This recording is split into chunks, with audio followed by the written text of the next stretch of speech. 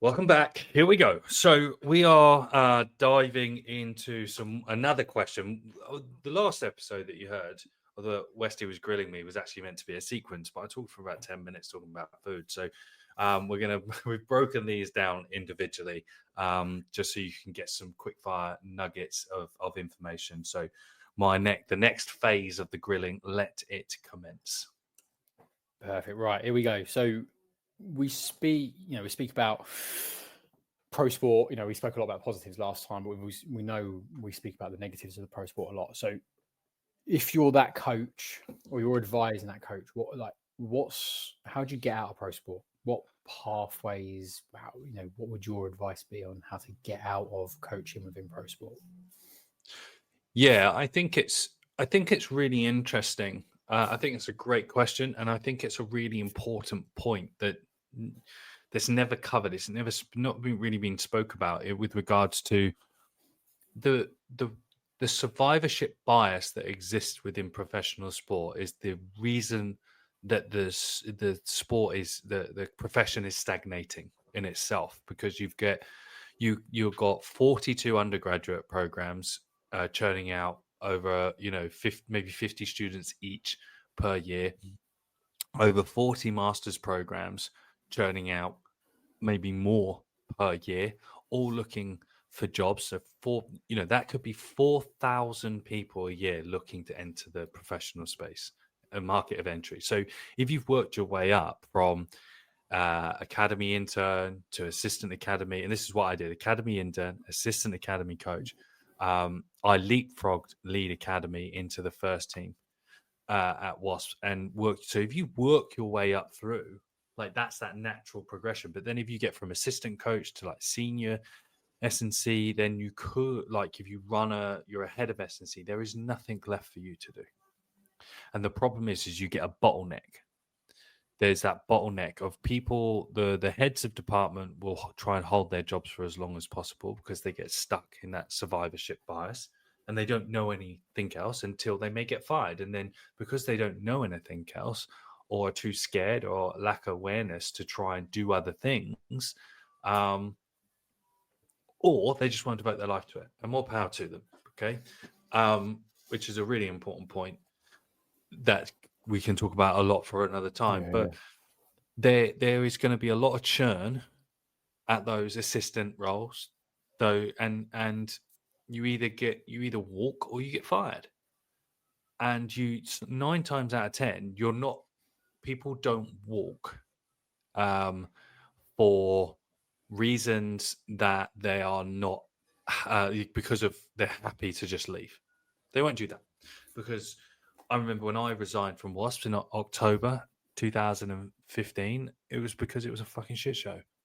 Like, it was terrible. It was like, professionally, it was not a good place to work. And that's so many more stories for another time.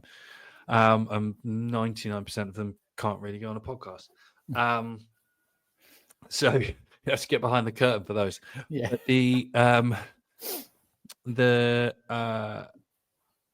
so I did that, but the thing that stood me in good stead was that I qualified as a personal trainer. I was working as a personal trainer, had like a few clients, and I was hustling away because I was trying to emulate what Zach Evernesh was doing in the States, in the UK, in 2008, 2007, when I broke my leg. And it just didn't. There was nothing happening there. Like, I built a gym in my back garden, but I'd had the awareness to understand. And then I actually found out that you could do it at professional clubs, and I was like, this is fucking sick. But I never let go of my own clients. I was still working with them because I realized, straight away when I got my first job, I realized someone had lost their job to get a job. And it's a really important thing to acknowledge, because I had lost clients before and people had left trainers to work with me. So I knew that there was turnover. I understood that turnover isn't just like this magic potion that jobs turn up and people don't get fired. Like, that's the real working world. And, I started, my parents were really good. They made me get a paper round when I was 11, 12. And my dad took me, I started off as a weekend. He took me to get the papers but it's like, that's your money now. You got to earn that, and you learn. And I worked all the way from then, and so you understanding first and foremost about the way in which you leave is going to be really important to how you move forward from it. When I ultimately went full out on my own, was I got fired in October 2018, and got let go from Ealing, and I already had a steady base of income supplementing it. I was probably making, if there or thereabouts, or more, through a few private ventures, working on my day off, and remote coaching. And I started remote coaching actually in 2000, and my first remote coaching client was 2009. Yeah. He worked on oil rigs, so I just used sending programs via email, and he loved it and he paid me for it. So there's that awareness. So first thing, if you want to get out, you got a plan to get out, and don't just jump ship, because not many people will survive if they just jump ship. You need to start to create a plan in how you want to move, and you can do it in a few steps. Because I was posting content, I think I spoke about it before. I posted some videos on YouTube, and my colleague at the time shared it to the following day, and it played on repeat on the big screen at Wasps all morning. Me talking about water and hydration on YouTube because someone asked me, and I was posting videos. So they played it, and I got bullied for it. And they call me a self promoter. They call me everything because I was doing me. I was putting myself out there. So first and foremost, do not be afraid to put yourself out there, and start talking just about who you are and what you do to through a few different pieces of content, and understanding that if you want to get out of pro sport and start working with athletes, for example, that you should be marketing yourself in a way that your peers don't give a shit about. Like, you're not going to market it to S&C coach. You don't speak in smart language. You have to explain, what you're doing and why someone giving helpful advice to, someone who's a young kid, and the person you want to coach, the way you talk to an athlete rather than have an academic conversation. So then I would, whilst, you've set your sight on leaving, maybe it's the Christmas, you've just had enough and you're going to get out. You may not get your contract renewed. I was on 10-month contract, so we had to wait till contract negotiations in early March to see if we'd get a new one next season. And so if you set your sight on it, then you know that you've got 6 months to make a difference. You've got 6 months to put a dent in, allowing you to survive. My mum always said to me, she said, do you know what, Sam? You're lucky you can afford to do an internship. You're lucky. And I was still working, but my mum and dad didn't make me pay rent, but I was still working. I still had my other jobs that I was doing, but she's like, you're lucky. And that's what's really something that should sit nice and tight with the listeners, is that you're really lucky to be in the position you are. So you need to work twice as hard to feel lucky in 2 years' time that you're in the position you're going to be in. And in that 6 months, you need to probably take on extra income, because the slope, the upward trajectory of creating a secondary income to go full income is a slog, especially if you don't, like with social media, if people don't know your name and you start to try and get your name out there, it's going to take time for people to trust you. So you have to put the groundwork in.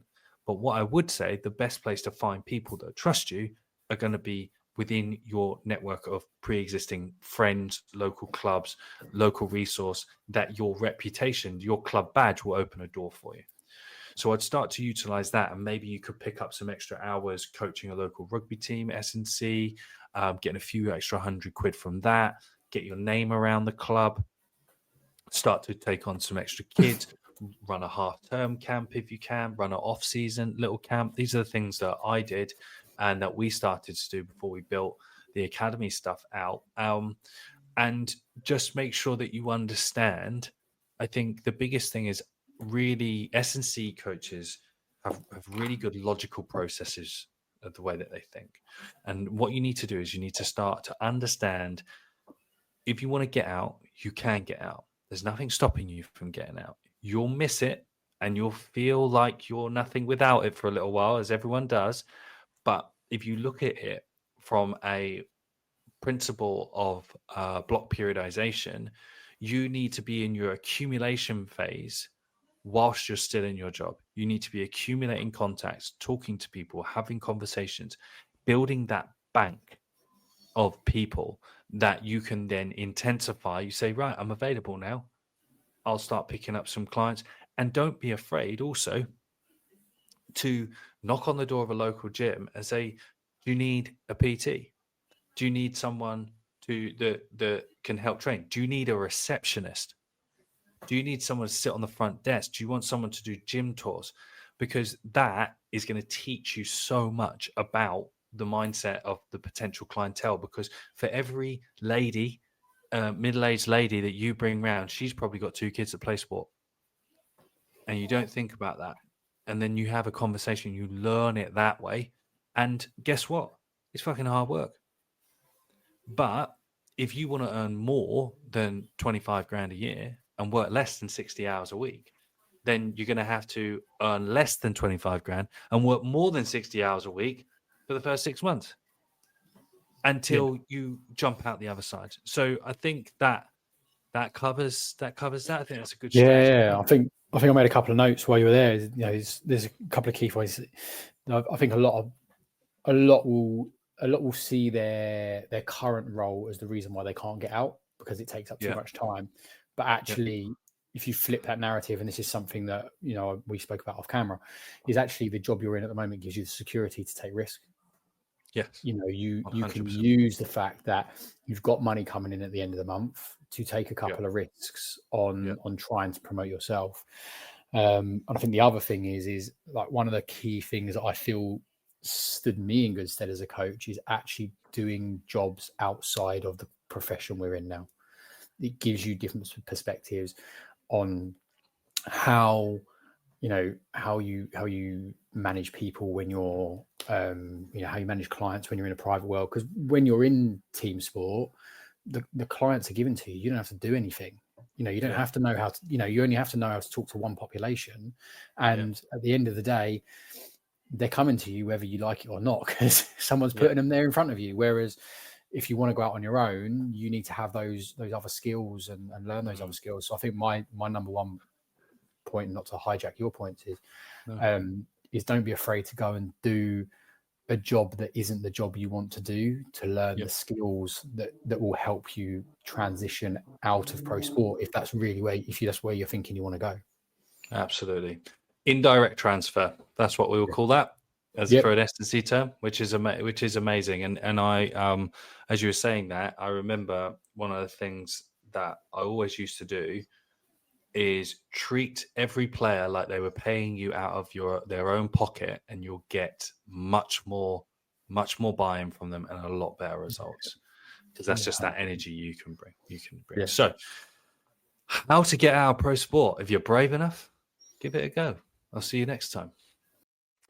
Hey there, podcast listeners. If you are serious about improving your athlete's sport speed and performance, I've got something game-changing for you right now. Imagine having instant access to all the tools, strategies, and insider secrets you need to systematically create speed gains over and over and over again, all in one place. I get it. Trust me. The internet is overloaded with information. You spend hours hunting for advice, and it's hard to know what works. But what if you had a proven roadmap, a proven system designed to build and improve sport speed, bridging the gap from the gym to the field, and even implementation to skills with fewer headaches? That is exactly why I've created the Sport Speed Insider after the successful publication of my book this year. This is definitely not a course. It's an exclusive coaching program where I walk you through in 10 minutes a week how to implement my revolutionary sport speed system.